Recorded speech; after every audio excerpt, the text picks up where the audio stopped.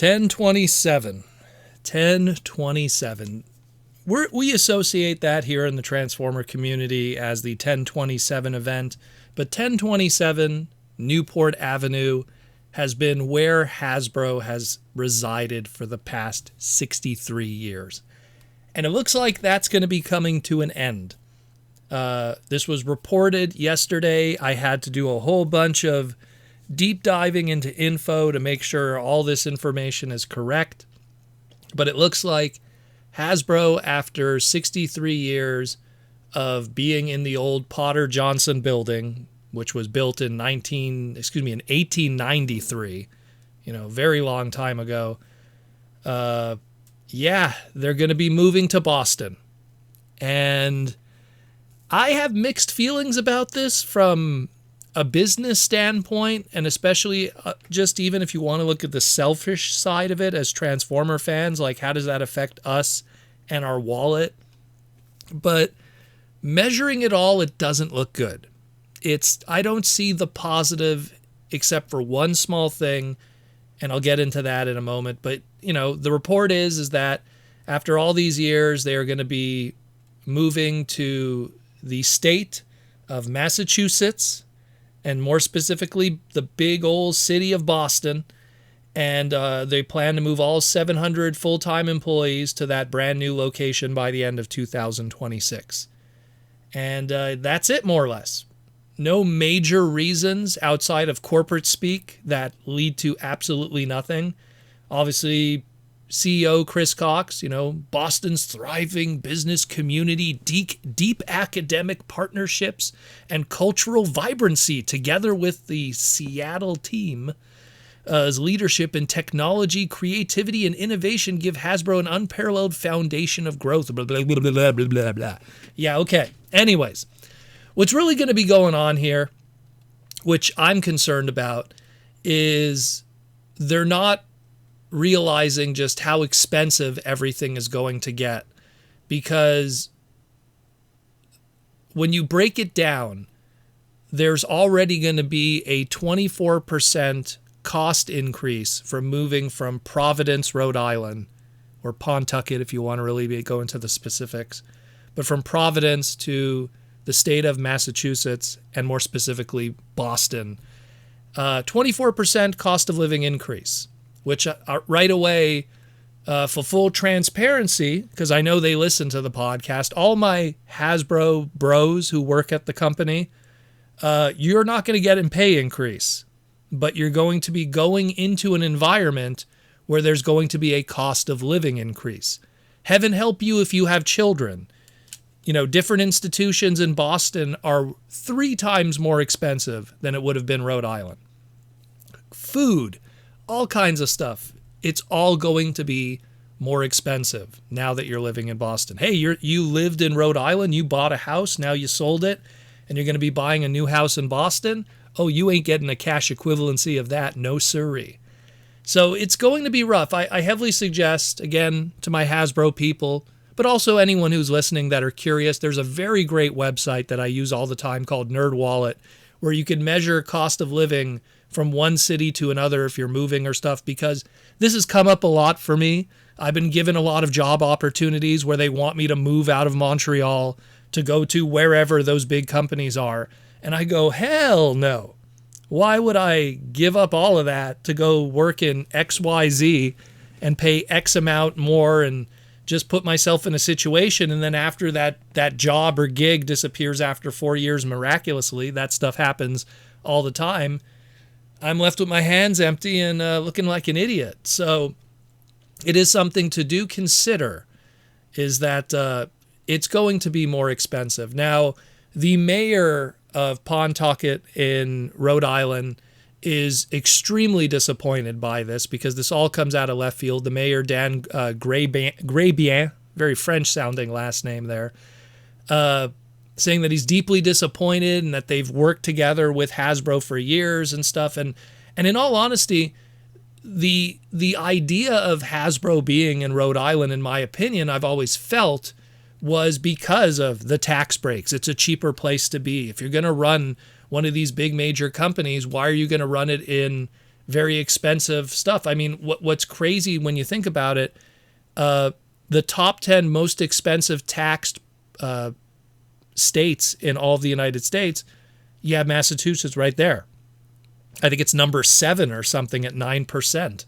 So it's like you're going to be going into a situation where corporate taxes are more expensive than Rhode Island, and sales taxes are more expensive, and all kinds of other stuff. Obviously, there's little benefits here and there, but in general, I don't see the advantage. It just, I get a feeling that this falls into, again, with Chris Cox and his need to see this company as something outside of a toy company and just wanting to flex. I don't know. It gives me this vibe of what was going on with Super 7 and Brian Flynn. So Brian Flynn was we're going to go into that one, was the CEO of Super 7, had that whole company, its head office and all its employees and stuff in San Francisco, one of the most expensive places you could live in all of North America. All of North America. Like, why would you put your head office there? You know, just getting a cup of coffee is $14 in San Francisco. So it's like, why would you do that? And they were located in a building that they didn't even own. They were renting it for an exuberant amount of money. And no surprise that obviously Super 7 had huge layoffs, tons of problems, and Brian Flynn, as CEO, was removed from the company. And I think it was Jeff Walker was brought in, someone who worked at Mattel for 23 years on a high-end level. So, you know, is this going to be a Super 7 situation? That they're going to go from a low-cost area to now a high-cost area? Is that going to then lead to them not realizing that everything is going to cost more money? And then is that cost going to just be absorbed by Hasbro? Oh, you know it won't be. That's coming for you, baby. Hey, 2020, oh no, the big V, we got to increase prices. Oh no, inflation, we got to increase prices. Oh no, tariffs, we got to increase prices. Oh no, plastic costs, we got to increase prices. Oh no, we're in Boston, we got to increase prices. Yeah, it is. I don't know. I do not know. This is a very weird one. The only positive that I could take away from this is if Hasbro wants to do a HasCon again. At least now they're in Boston to do it as opposed to Rhode Island, because I was at that HasCon and that was a wet fart, if it ever was one in a movie theater. So, my goodness, at least that would probably be a little better if it's in Boston. But I mean, the only like, you know, again, this goes more to my Hasbro employee people, where I hope that you worked, like where you lived before in Rhode Island was like half an hour north. And then that way you're only like not too far away from where you were before. So maybe you don't have to buy a new house. You're just going to have to do a little more of a trek, 45-minute drive to work or something. I mean, it's going to be rough. It's going to be rough. It's going to be more expensive. If you're in a certain tax bracket, you're going to be taxed way more. It's something that it just doesn't work for anybody except for hyper rich individuals that just want to be flexing in a brand new environment that is much more, quote, cooler than Rhode Island, you know? And yeah, I guess someone really likes the Boston Bruins and the Boston Celtics and they just want to be close to the games as opposed to being in Providence. I don't understand the choices here. I really don't. The corporate speak doesn't tell me anything. It doesn't tell me anything. And I don't know. I do not know. I am genuinely concerned for the employees of the company because no one's going to get a raise and everything's going to cost more. Again, everyone who's listening, go check out NerdWallet. They break everything down. How much is eggs going to cost before in Rhode Island and now when you're going to buy them in Boston? How much is a movie ticket? How much is public transit, buying a car, sending your kid to school? Like, it's a very good breakdown. So it's going to give you an idea of what you're going to be dealing with this move. How much you're going to lose on your paycheck just from the taxes, you know? You're making less money now. And then, of course, when you're going to go to get your groceries, the groceries are going to be more expensive. When you're sending your kid to school, that's going to be more expensive. So it's going to be a rough one for a lot of different people. And I feel that this isn't the end of this story. This is just the first part of it. and we're just seeing the multiple steps of what's going to be happening. But unfortunately, the end conclusion, I feel, for a lot of this is going to be an increase once again in the prices of products. We already saw that Marvel Legends, Star Wars Black Series, and G.I. Joe are going to be getting price increases. They haven't said anything for Transformers yet.